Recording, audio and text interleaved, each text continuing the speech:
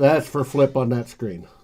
Oh, he's Put here? his name on. Huddle around as Climbing the Pocket Network presents Jayson and the boys talking everything Minnesota Vikings. Watch the countdown timer. Away we go again. Lost like I'm lost on purpose.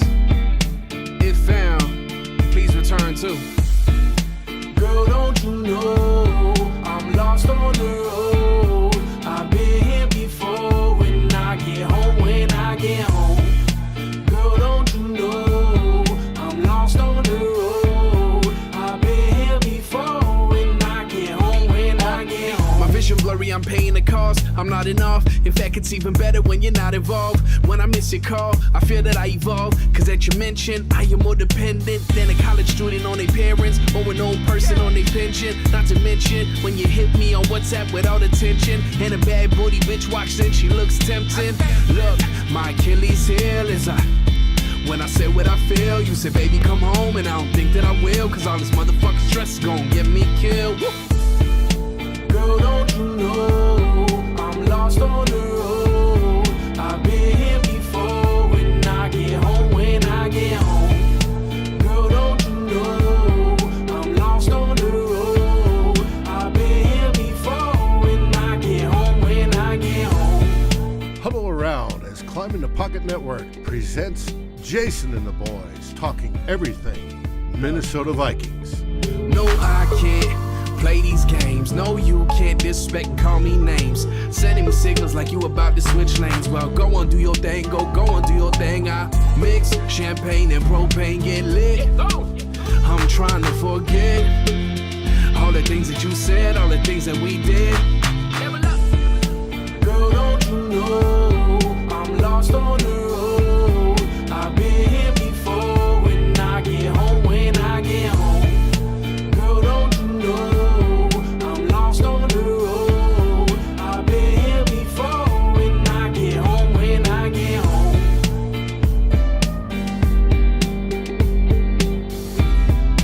watch the breakdown. And I get home when I get home. You just gonna act like we normal now.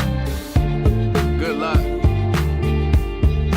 Don't you try to call me with that bullshit, telling me you're sorry. You act too quick. That's somebody else's problem now. You're somebody else's problem now. Don't you try to call me with that bullshit, telling me you're sorry. You act too quick. That's somebody else's problem now.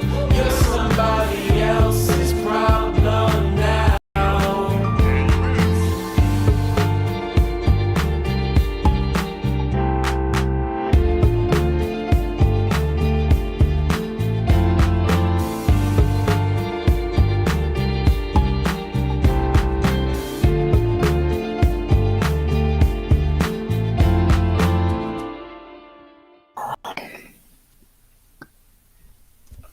All right. We are back. We do have the full crew here. We just got Flip in the back, getting his makeup and everything right. Hair did, everything there. That There he is. little There he is. that blank spot right there in the screen that David is now kind of sitting on top of. Eventually that will be Flip. But let's go ahead and get this thing. There he is. Let's go ahead and get this thing Let's go. fired up here. We've got the full crew in, and of course we're gonna start with the man, the good doctor, Eric. How you doing? How you been? What you up to, man? Things are good, man. Just enjoying the off season so far. I think I hit the peak of degeneracy last Saturday when I watched a bootlegged stream of an FBS game that I bet on. But other than that, things are going great, guys. Whoo, boy. We might have to start sending you some things out there. Intervention might be in order about midway through this. Off-season barely started. There's nowhere to go. Like I probably spent like like 2 or 3 days, like my off-season resolutions, and then I broke them the same way I break the 10 Commandments.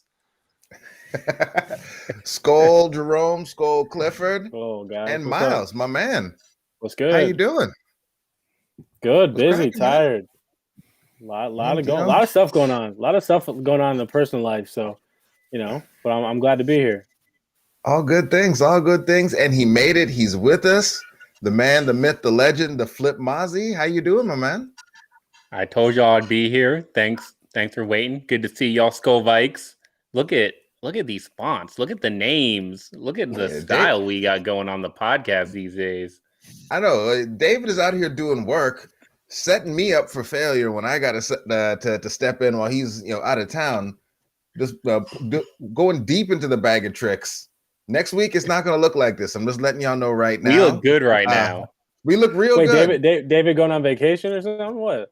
No, David's got some news. It's David's news to tell, but David may need to step away to do grandpa things. That's David, right. what's the All news? The news is my number one daughter is due in 3 days, and You she's said my number one.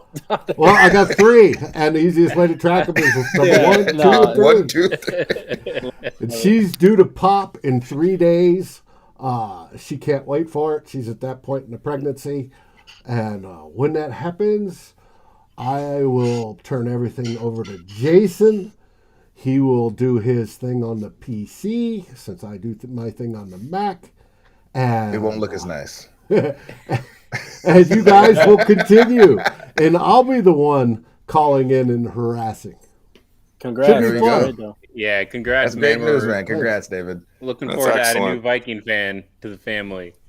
I mean, let's hope not. Let's let the child be happy. Yeah, let's let them choose. Let them choose happiness. All right. Well, before we get going, viewers, go ahead. If you haven't already done the thing, hit subscribe, ring the bell, tell your friends to do likewise. But let's jump in. We got some stuff to talk about. And I'm going to start off. If you haven't already, we will link it in the show notes. But Eric dropped another banger this week talking about the importance of weapons for an offense. So for a really long time, we've kind of considered it good enough to have, in some cases, if you look at the Packers and Devontae Adams, they have one elite wide receiver. You look at, the Vikings, we have 2 top-tier wide receivers. The Chiefs, they had Travis Kelce, they had Tyreek Hill. And so I think many of us operated under the assumption that if you get 2 elite players at the position, that's really good enough. That's going to be what you need to carry your team on to victories, into success, into the playoffs.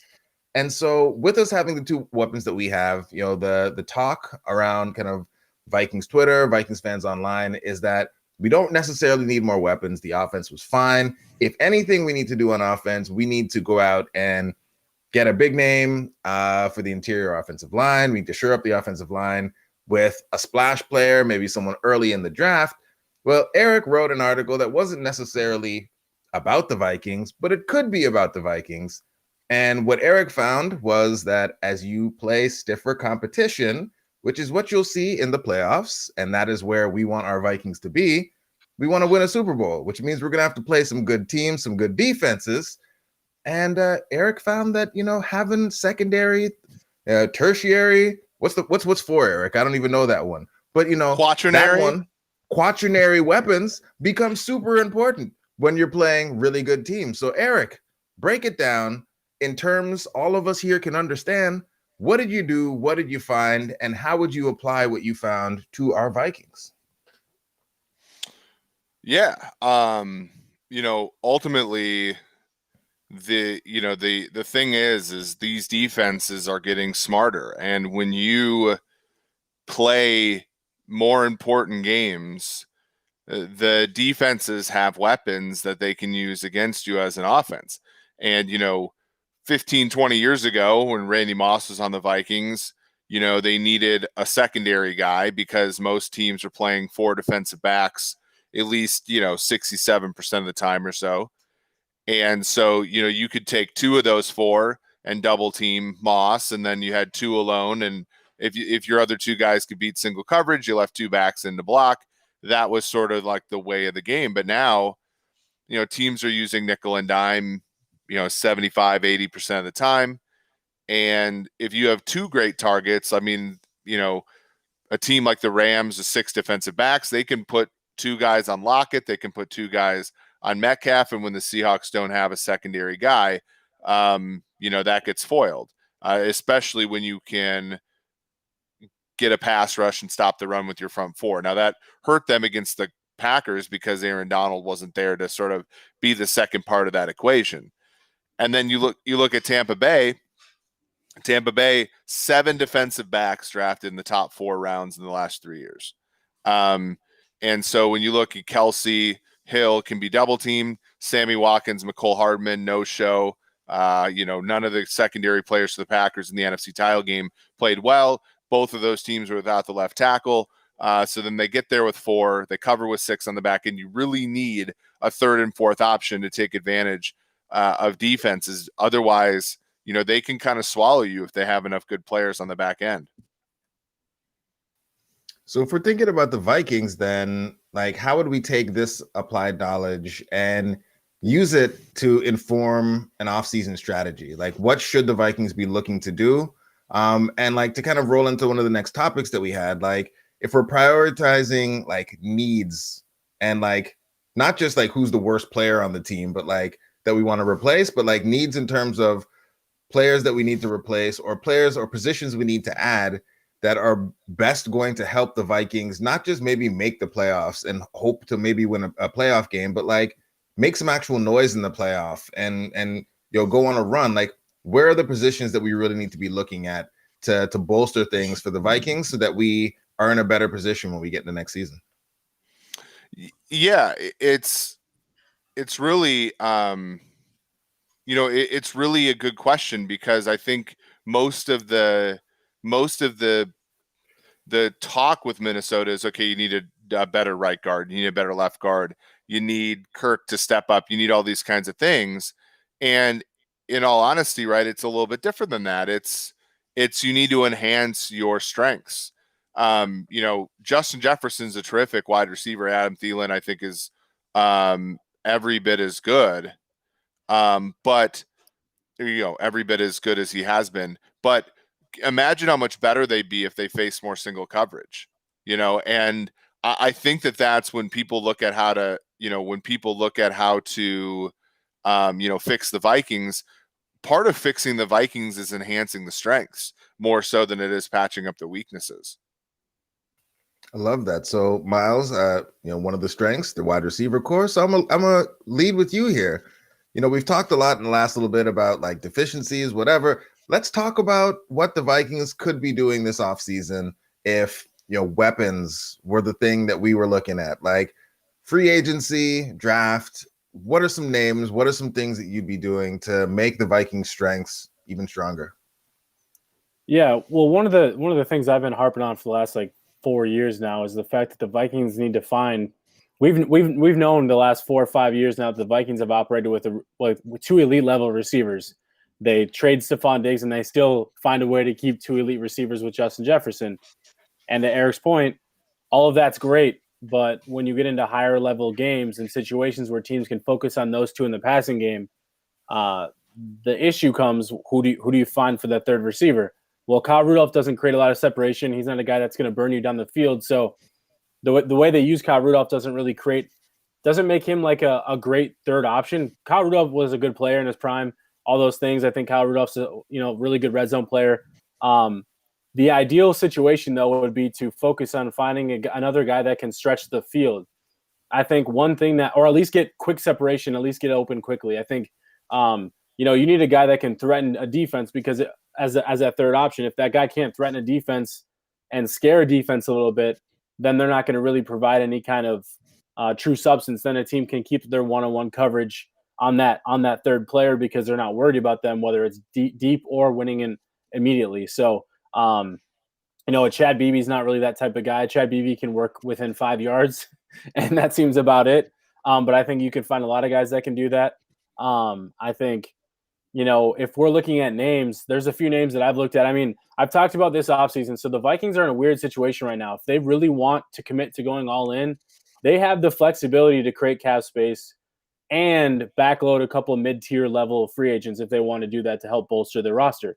They can do that. They didn't do it last year. They chose Michael Pierce and Tajay Sharp, and then they said, we'll cut everybody else, and then we're going to focus on the draft. Well, that only takes you so far, especially in a team that felt like they were in a rebuild but didn't want to admit it. So they were in that weird situation. So where the Vikings could look to adjust some of those mistakes is using some of that mid-tier money, let's say, and focusing on a guy like a Curtis Samuel, a Nelson Aguilar, or one of those types of receivers that they threaten the defense down the field. You can use them in a variety of ways, and they're going to give you a lot of options that plan for the best, hope for the or plan for the worst, hope for the best, right? So like we talk about, like you don't want to lose. Like what happens if the Vikings lose an Adam Thielen or Justin Jefferson? Well, they're screwed. We saw in 2019, like, yeah, they lost Adam Thielen. Stephon Diggs took on a lot of that weight, and they still were successful. But I don't think it was because BC Johnson was the guy that stepped up to make himself a really good receiver too. I don't think that was the issue. I think what the solution was. So, we don't want to go into a situation where they go into they fall into a situation where one of those guys gets hurt, they miss an extended period of time, and you have to run out Chad Beebe and BC Johnson as your 2 and 3. They're just not going to cut it. And so, like, if you find a Curtis Samuel and Nelson Aguilar, those guys can win in one-on-one coverage, and they can also burn you downfield, and they can be used in like a gadget type role, and also on top of that, they could be like your punt returner, which I think people always focus on kick returner. Punt returners has become a more important position, I think, than kick returner, just based off of the way special teams has operated the last few years with the rule changes. So if you were to spend I don't want to get into the ballpark of dollars, but I think he's more of like a mid-tier wide receiver free agent, and Curtis Samuel, just based off of the free agent market. You could get him on a backloaded deal. He's not even 24 yet, or 25. I think he's just under 20. Like, he's like 24 right now. Not in his prime. He's a guy that has shown really well in Carolina, and he's kind of on the emerge. He's the type of, the player like a Linval Joseph or a Captain Munnerlyn, where the Vikings are getting these guys right before their prime, but they're getting them below, the higher market rate of guys. So like they don't have to break the bank for them, but they're going to get an immediate impact. And so getting a guy like Curtis Samuel in here to pair or to be a trio with Adam Thielen, who's aging, he'll be 31 when the season starts, and then an emerging Justin Jefferson. I think having those fallbacks in place, it just helps create more opportunity and more dynamic playmaking. And then that opens up things for Dalvin Cook. That opens things up for Irv Smith. It helps everybody. Kirk Cousins, everybody gets to reap the benefits if they're willing to adjust some of that philosophy and focus into making it more about their weapons in the pass game. So Flip, one of the things that I often hear is like, what about Irv? What about Irv Smith? What about, Conklin? We've seen, when, Rudolph was out, those two come in and play well. Can they be like the next options? Are they good enough? Or do you think that we need to continue to, go hard at that wide receiver position? Again, obviously with the caveat that the Vikings are going to open up the offense to the point that receiver actually matters. Right. Yeah. I think, again, this all comes down to scheme and how often the Vikings intend on using the talent in the receiving corner at tight end. With Irv, it's really about, the fact that we don't know is the issue. We have to see the Vikings test the ceiling for Irv Smith Jr. in 2021 and, just really go for it in just pretend he's Travis Kelce, pretend he's George Kittle. And maybe you're not going to get those same types of returns, but set up this offense for the future where it's not just Justin Jefferson, it's Justin Jefferson and Irv Smith. And if they both hit, then you've got wide receiver, tight end for the next 5 to 7 years. Because this offense, I think what we've seen, and we need to level set because people always saying we're negative. So this offense is really, really good. And it's about just putting the finishing touches on this thing schematically and talent-wise to make this offense spectacular, to make this offense one of the best offenses in the league. And I mean elite, I mean top 5. And how do we get to that? You get to that by seeing Irv Smith Jr. break out. You get to that by changing your scheme to lean on Justin Jefferson, to feed Adam Thielen more than he's ever been fed before, even when Stephon Diggs was injured. That's how you really enter the conversation. And the Vikings have the talent, if they can just plug a few holes cheaply, they have the talent to actually enter that conversation. Flip, I think you make such a great point, which is the Vikings offense is really good. Like, you know, I think anybody who's not being tongue in cheek about Kirk is willing to admit that, right? Like, but the Rams are a pretty good offense. The Seahawks, like all these teams that weren't good enough to make it, you know, to where every Vikings fan wants them to go, which is the Super Bowl. Like, the bar is pretty freaking high. And I think, you know, just take a look at Tampa Bay, right? Take a look at New England last year, 12-4 team who missed out on the playoffs because they were terrible at the wide receiver position, et cetera, et cetera. Think about what both of those teams did. They saw Antonio Brown and said, look, this is an opportunity to get better. And while I don't know if Antonio Brown would fit in Minnesota, you know, he's kind of a get him to the ball game type of guy. But like, there are other players who have weaknesses that, you know, that they're not perfect players, but are extremely talented, that the Vikings should never rule out of the conversation. Because those are the kind of players. I mean, you think about, even look at Kansas City. Kelsey was like kicked off his college team. Tyreek Hill has his issues. Kareem Hunt had, you know, like they took chances on a number of players, and obviously not everyone has worked. But you know, they put a premium on talent. They put a premium on talent at the skill position spots, and generally speaking, that pays off. So to me, like, they have to kind of look outside the box too, I think, because they're, you know, them and a bunch of other teams, the cap situation's not going to be pretty, but they can make it a little bit more palatable for them. Well, and with a new offensive coordinator in Klint Kubiak, what does he want to do with this offense? Like, we know it's going to be the outside zone. It's going to be a run-heavy type of offense. But at the same time, does he see more of an approach of what Kevin Stefanski saw in 2019, where there's more, you know, pre-snap motion, there's more movement, there's more, like, I guess, overall creativity and more work in the screen game, which we didn't see from Gary Kubiak. Gary Kubiak is very traditional in the calls that he made. There wasn't a lot of like overall creativity. It worked for the most part, but at the same time, you know, what wrinkles does Klint Kubiak want to bring to his own offense that we might not have seen from his dad and, you know, and people before him? Like, you know, it's not just going to be a cut and dry. Everything's going to be the exact same. At least I wouldn't expect it to be. Now, I know Zim's going to have his clutches on the offense and making sure that, you know, they're running the ball enough. But at the same time, at what point, what pushback and what say does Klint Kubiak have in what direction his offense goes? And if that's like, hey, I need another receiver, I need another weapon to this offense, you know, and how I vision it, are they going to help make sure that they do that? I mean, and to answer your question, Ryan, I think Curtis Samuel's quote unquote overpay is more of like he still makes him a mid-tier free agent, in my opinion, just because the wide receiver free agent class is really deep. And so I think unless some of those guys get tagged or whatever, I don't see him getting, like, you know, wide receiver one money.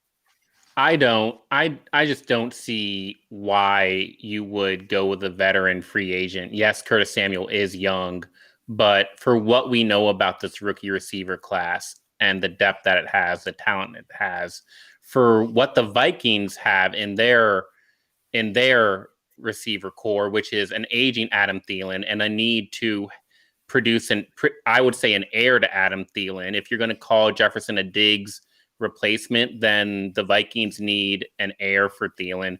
Why would you? I mean, I'm not even going to ask the question. I know there's an argument to get a veteran receiver here. Proven talent. What about both? it's clear. Curtis Samuel is not a proven talent. What do you mean he's not a proven talent? For what? Like, what do you? This is what my whole point is. Flip. If you're basing your it's all about what you're basing your expectations on. Okay, I'm not being better Curtis than Samuel. BC Johnson. He's better than BC Johnson, but at the same time, like, So what rookie receiver taken in the first round? How do you know that? I'm not disagreeing with you that they shouldn't do it in the first round. They shouldn't look to do it in the first round. I'm just saying there's a thing like we'll see. Everybody talks about the Vikings wanting to draft an edge rusher in the first round. They haven't done it in over a decade. So right, but they should. I'm not disagreeing with you, but look, I'm just looking at the way their track records go and where I expect this team and what they look to do and where they value their players. If they're not going to do it in free agency, I don't expect them to take it high in the draft.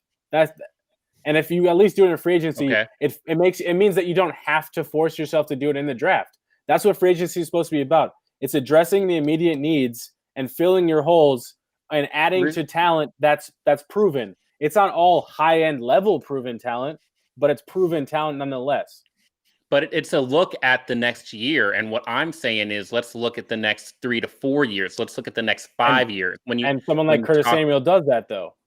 I don't think he does. I mean, you could have said that about Aldrick Robinson or Tajay Sharp or any of these guys that they bring in here. Curtis Samuel does nothing for me other than ran. That's basically a slight improvement over Chad Beebe. Oh, okay. He can run a couple reverses and return punts.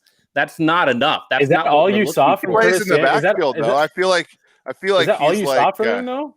I don't think it's even about talking about a specific free agent because it's mid-February. We don't even know what the free agent class looks like. There's going to be roster cuts among all 32 teams. There's going to be bidding wars there's going to be surprise bidding wars. There's going to be some players that are highly valued. There's going to be some bargains.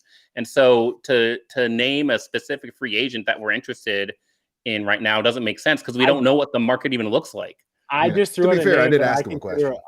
I threw out a name that I consider a mid-tier wide receiver free agent. That's all.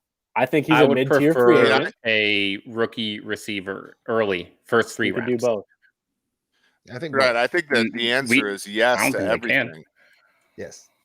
I feel like we can do Rashad Perriman, for example, would be somebody that I think could really, help them. Don't you like Ryan, we're not drafting Tony. Kadarius. If they get a Kadarius in the second round, that wouldn't be so bad, I feel like. But what about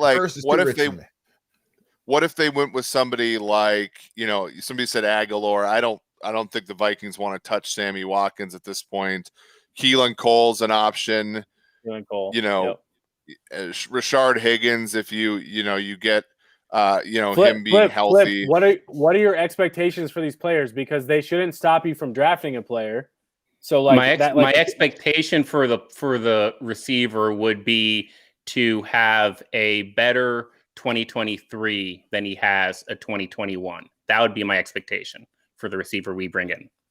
Well, but that's the whole thing is you don't have to just like free agency it can be about this year and down the road, but it also can just be focused on 2021, which sometimes they do. Like you'll see, which shouldn't be the plan at receiver with what they have right now. That's what I'm saying. It's not about 2021, but for receiver. It also be about filling a hole now and then still drafting in someone that you develop and not putting all that expectation on them as a rookie. Like that, all those things can work.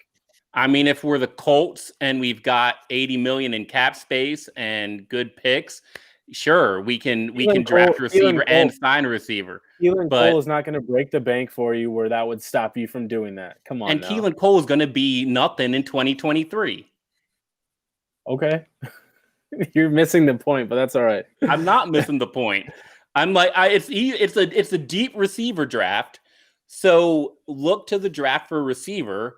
It's not a deep offensive guard mid-tier draft. Guy who can help you, and then also pick up like Elijah Moore, and because the defense has 8 holes. Jalen Darden. But what about guys like Tampa Bay? We have lots of picks. Tampa Bay got what? They had Tyler Johnson in the 5th round value.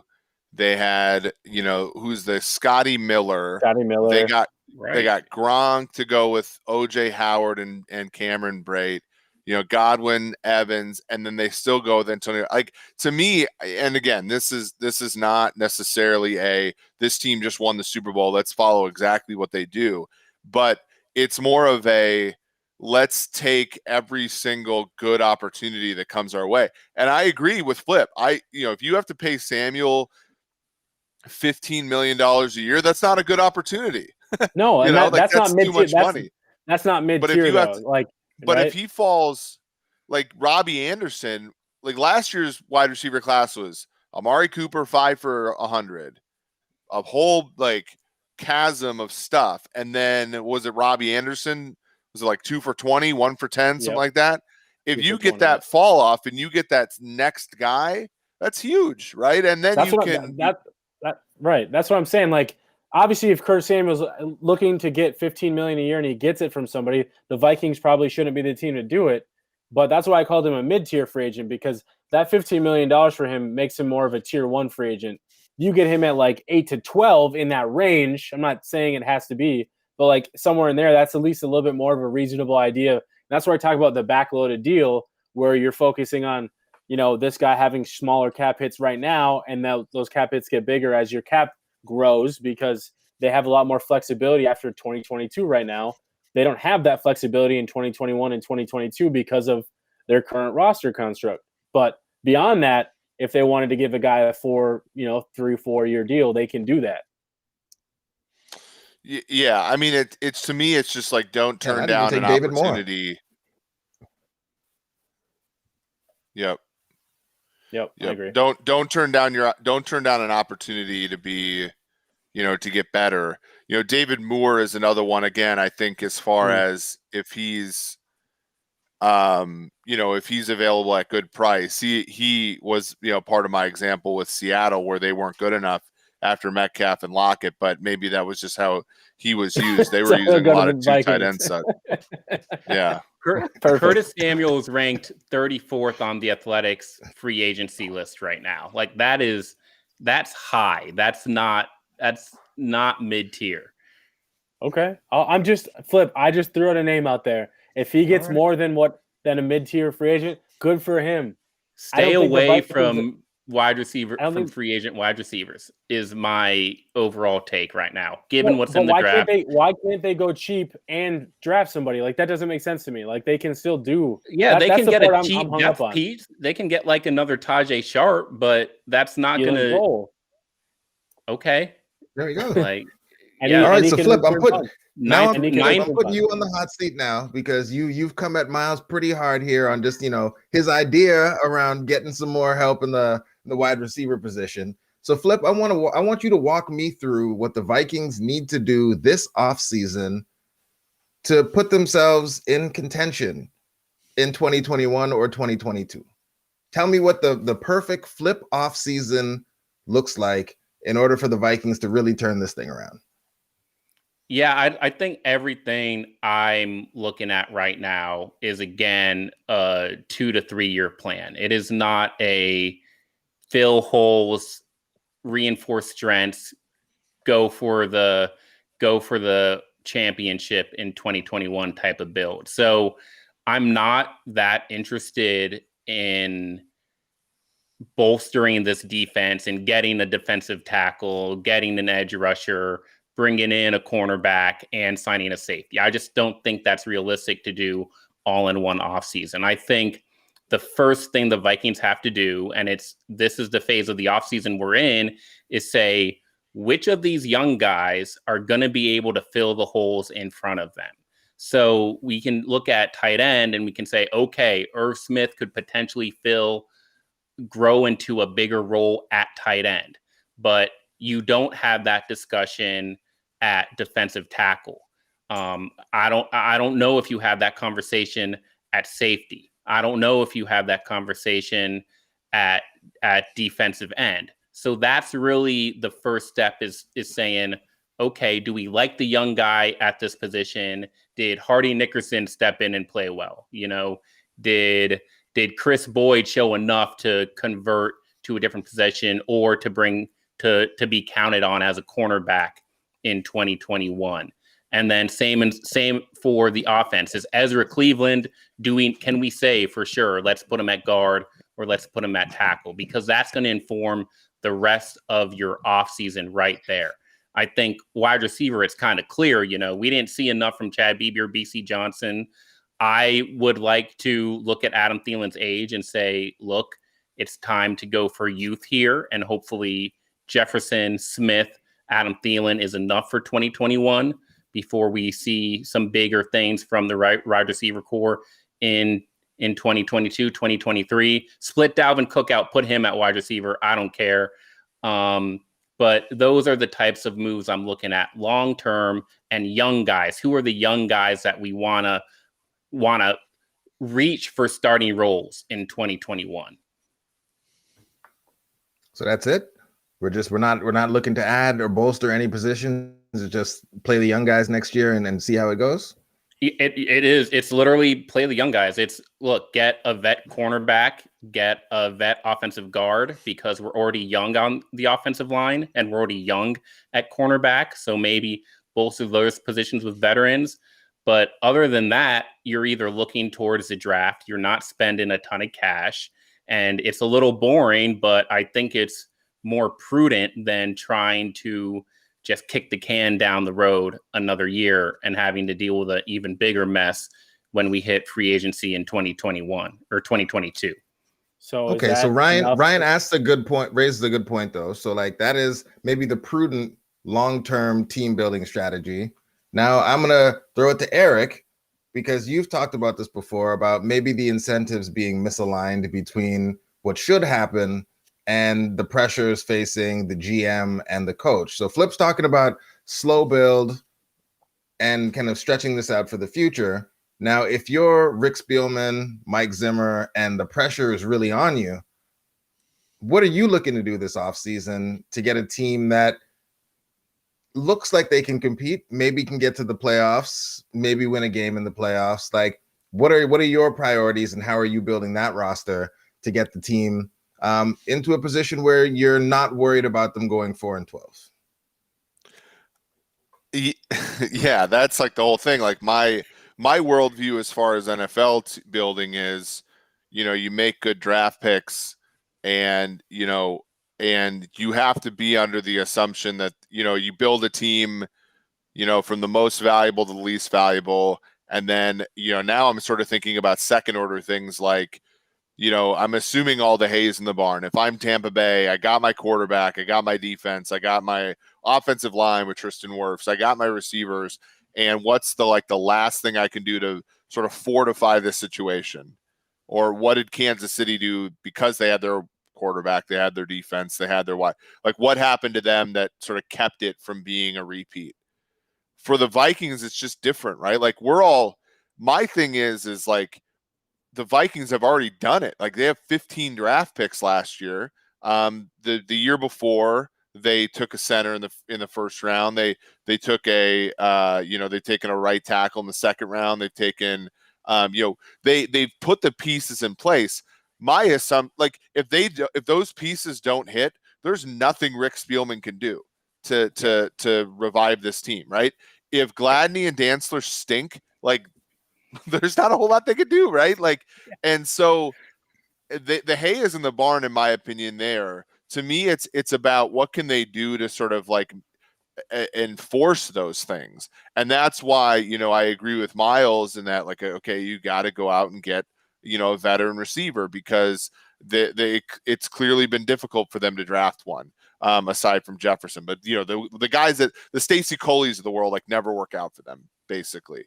And then, on defense, I think you got to find the Logan Ryan of last year. You got to find, a linebacker that can, Josh Bynes is a guy that's available to be your third linebacker at times. And then, you need to make sure Donnell Hunter's not only healthy, but happy. And to me, that gives you because right now the Vikings don't need to throw a Hail Mary to win the NFC North. They need to, I think, just win 10 games. I don't think Green Bay's a lock, and Chicago and Detroit are kind of a joke. So that'd be my thing, is just stay the course. Because if you don't stay the course, you can last another year, but you're eventually gonna get found out, just like they got this year, right? So stay the course, trust the guys the 15 players you drafted last year, and supplement along the way with this draft and this free agency.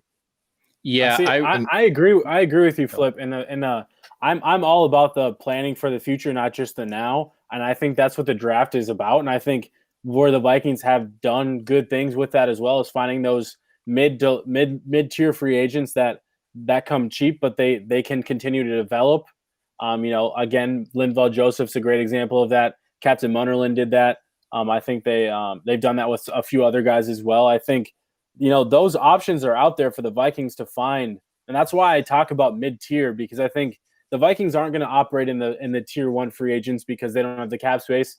And also, for the most part, it's usually not always the best of ideas to operate in those spaces anyways, because you just eat up a lot of cap space for one player when you can go get multiple players for, that can be solid contributors for you instead of paying one high-priced free agent. So I think, the Vikings are in that realm where they can go find players that can help them down the road in free agency, not just in 2021, but it happens to help them now.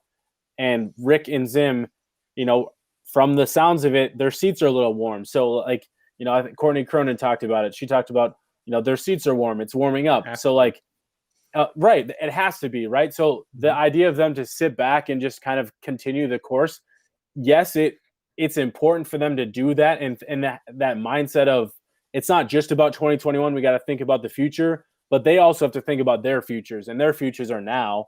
And so that doesn't mean, I'm not saying that means go spend a second round pick on Yannick Ngakoue, but that doesn't mean that they have to sit back and do nothing in free agency to help bolster their roster. And you talked about cornerbacks, D-line. I think that's important. Left guard, that stuff's important. I think those are areas where they should address in free agency, but that doesn't also mean they can't look at helping adding to their weapons as well in free agency if they were to do that. And that doesn't mean they have to break the bank to do it. Well, the positional discussion is just that. I mean, we can go back and forth whether defensive tackle or wide receivers are more important. I think that's all fun and game. That's fair and game. But what I hate about the GM and head coach can't afford to wait or look long-term conversation is, like Eric just said it. If Zim and Rick aren't looking long-term, then they should have already been fired. There is literally nothing they can do. If the draft picks that they've already made don't pan out, there is no combination of free agent guard and free agent safety and cheap veteran linebacker that's going to save their jobs. They have to develop the young guys that are already 100%. Here and 100%. Draft some more. So that's how you keep your job. It's not about making a bunch of desperation moves to try to win 10 games and survive to 2021, because the high impact moves are in the rookies and the player development from the unknown spots.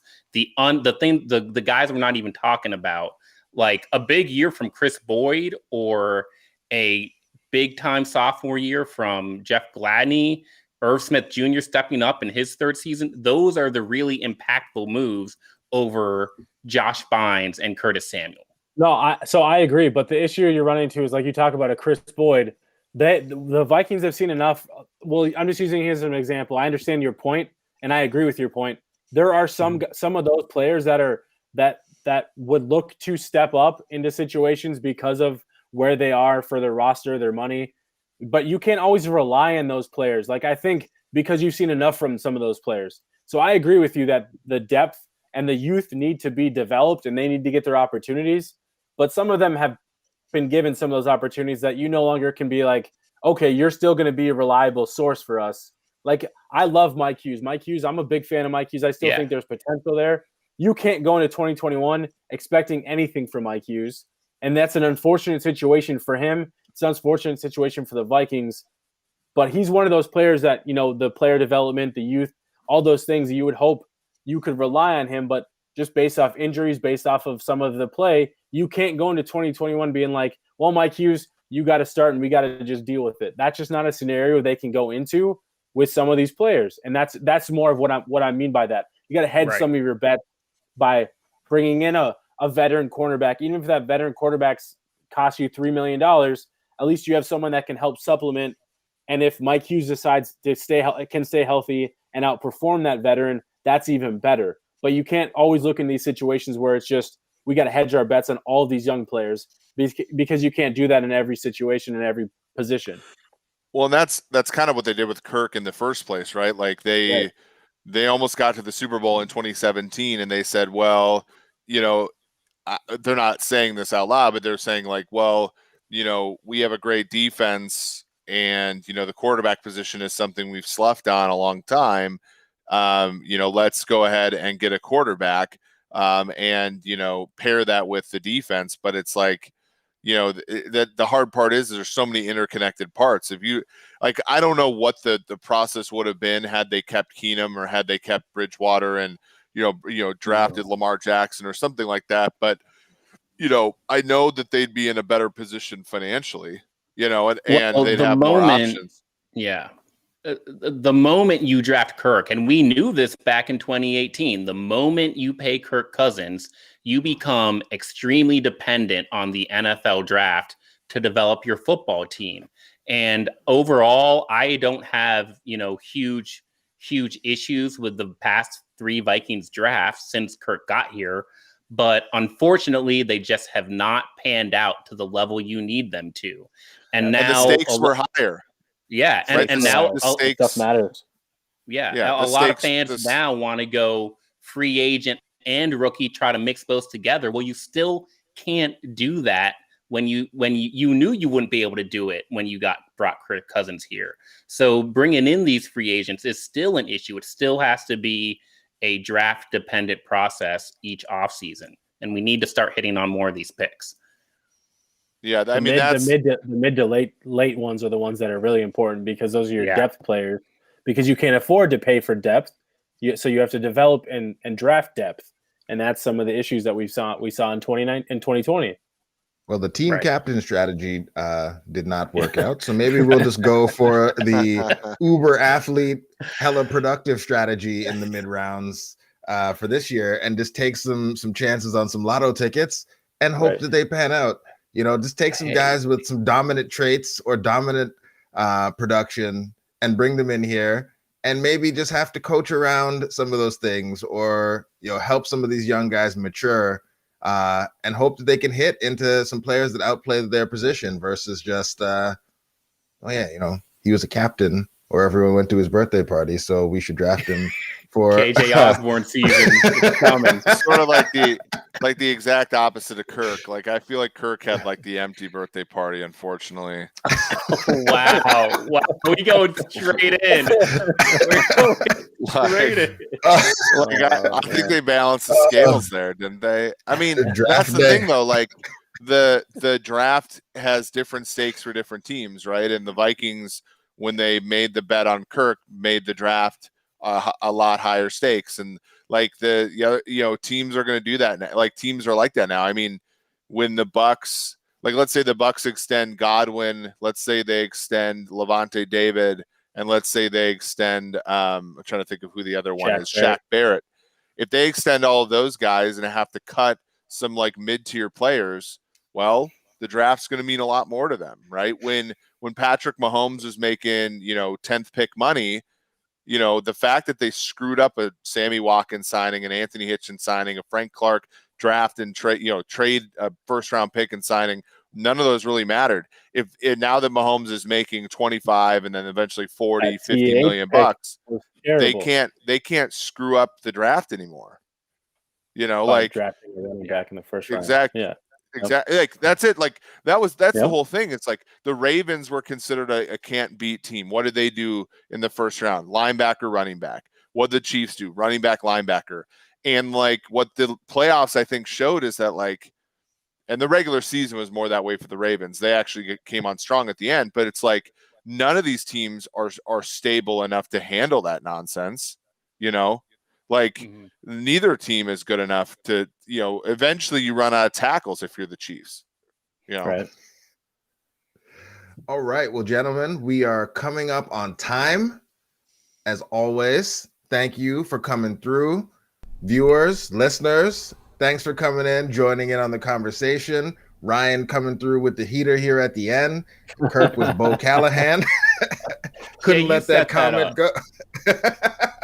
I didn't do it. It was Eric. Terrible movie. Eric. It's a terrible ass movie. Netflix put it in the comedy section, so like I got a good chuckle out of that the other day. Does Jennifer Gardner has Jennifer Gardner ever been in a movie where she didn't look like she was crying, or she was like about to cry?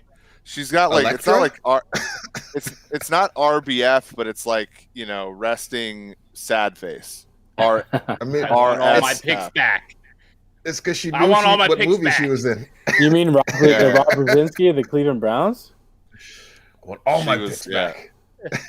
That All was right, y'all. Well, thanks for coming through. As always, it's a lot of fun. Listeners, viewers, thanks for being with us. Subscribe.